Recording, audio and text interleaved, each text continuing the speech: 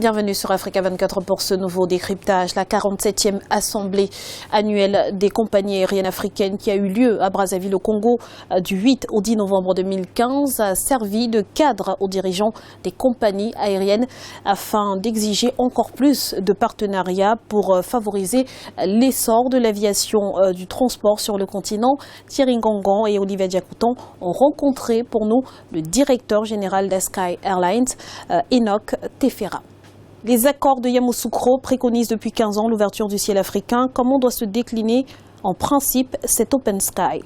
L'accord de Yamoussoukro qui a été conclu par les chefs d'État il y a 15 ans de cela préconise l'ouverture du ciel africain pour les compagnies africaines pour ce qu'on appelle essentiellement la 5e liberté. La 5e liberté, c'est-à-dire la possibilité de voler, de faire des vols entre différents pays, y compris les escales, en prenant les passagers. C'est-à-dire, par exemple, une compagnie basée ici au Congo, Brazzaville, pourra prendre des passagers si elle va, par exemple, vers Togo, Lomé, et puis de Lomé également, elle pourra prendre des passagers et les amener vers, par exemple, Abidjan, en Côte d'Ivoire. Le voyage entre Lomé et Abidjan sera ce qu'on appelle la 5e liberté. Lors de l'Assemblée générale de l'AFRA, on a parlé de coopération et de compétition entre les compagnies. Pensez-vous qu'allier les deux soit possible? C'est ce qui fait par ailleurs en Europe, c'est ce qu'il fait aux États-Unis. Il faut que les compagnies coopèrent à travers différents accords commerciaux, par exemple comme Interline, ce qu'on appelle le SPA, qu'on appelle le code sharing. Et aussi il y a les accords de partenariat technique.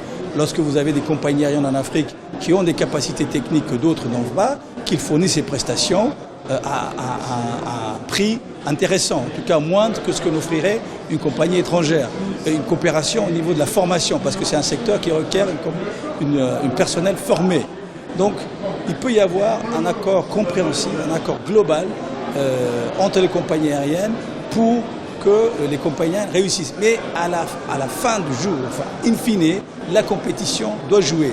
Le consommateur doit pouvoir avoir des choix. C'est essentiel.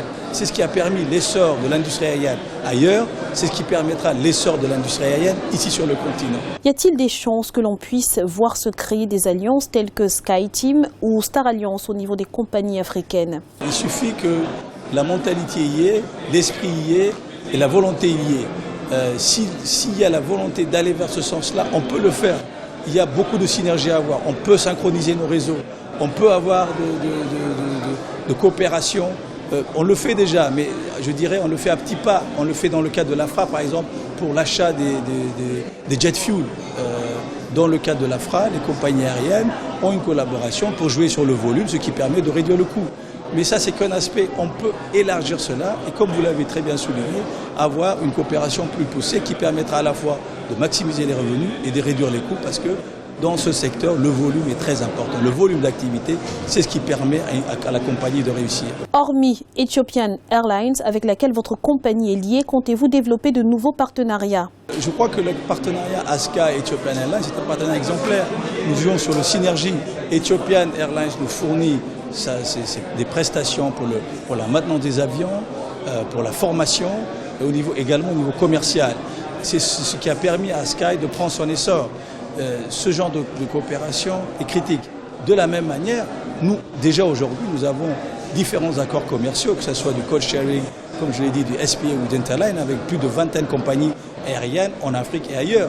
Il faut qu'on en aille dans ce sens-là, mais il faut qu'on pousse davantage avec des accords de partenariat plus poussés avec les compagnies aériennes en Afrique. Quelles solutions pour aider les compagnies aériennes à réduire le coût d'achat du carburant qui constitue l'un de vos principaux postes de dépenses? C'est-à-dire, nous ne demandons pas que ça soit subventionné. Ce que nous demandons, c'est que le carburant reflète le prix du marché. C'est tout. Lorsque le prix du carburant baisse au niveau mondial de plus de 50%, on veut que cela soit reflété sur le jet fuel. Nous simplement, ce que nous demandons, c'est qu'il n'y a pas d'explication, de justification pour que le prix du carburant en Afrique soit 25% plus cher que par ailleurs dans le monde. Il n'y a pas de justification. Et ça, pour une compagnie aérienne, c'est mortel, parce que le carburant pèse pour 30-40% du coût global de l'exploitation.